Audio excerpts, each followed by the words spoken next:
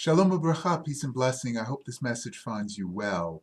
This week's Torah reading, Parshat Shemot, the Torah reading of Shemot, opens up a book by the same name.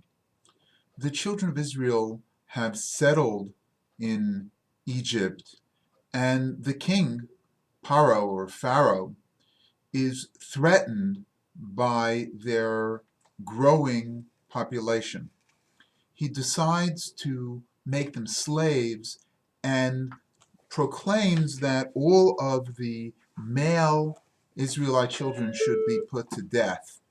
Shifra and Puah, who are the midwives in an act of civil disobedience, do not comply with the king's command.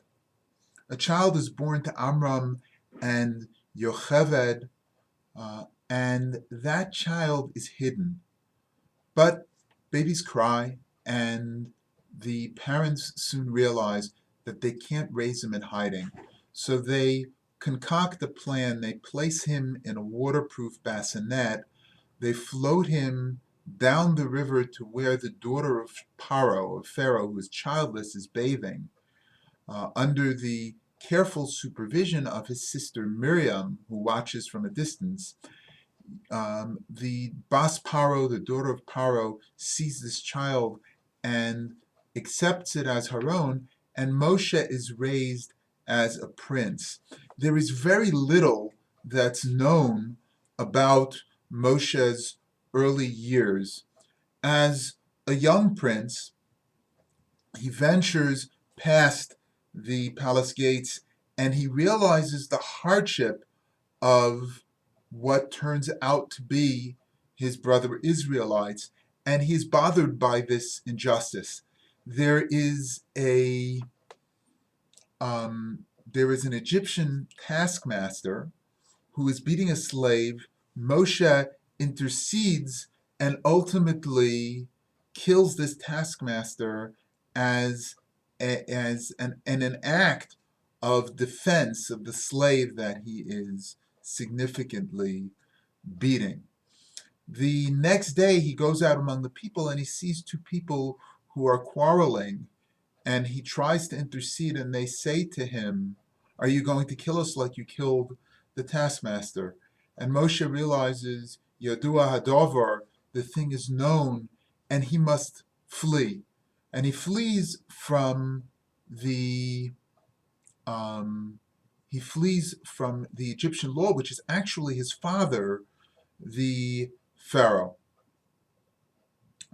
The incident of the burning bush is recorded. Moshe is a reluctant servant of God.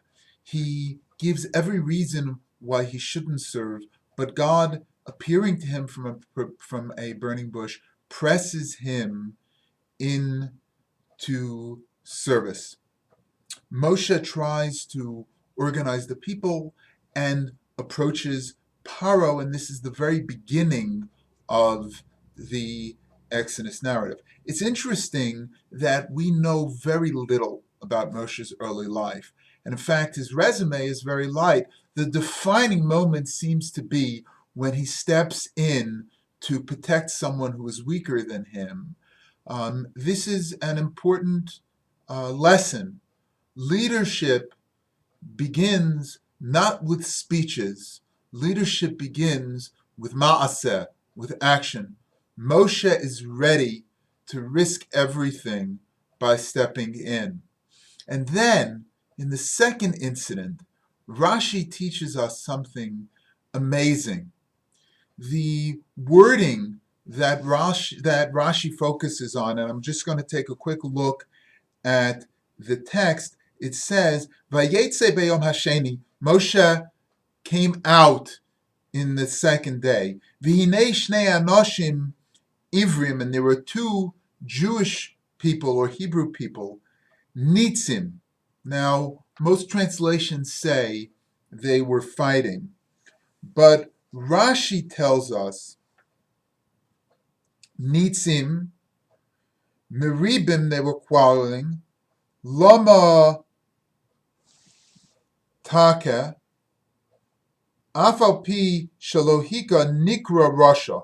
Even though he hadn't hit the other one, he called him an evil person. This is significant.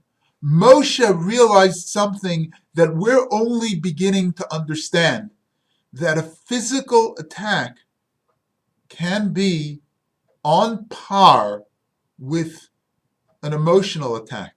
Moshe was actually stepping in to intercede and stop bullying.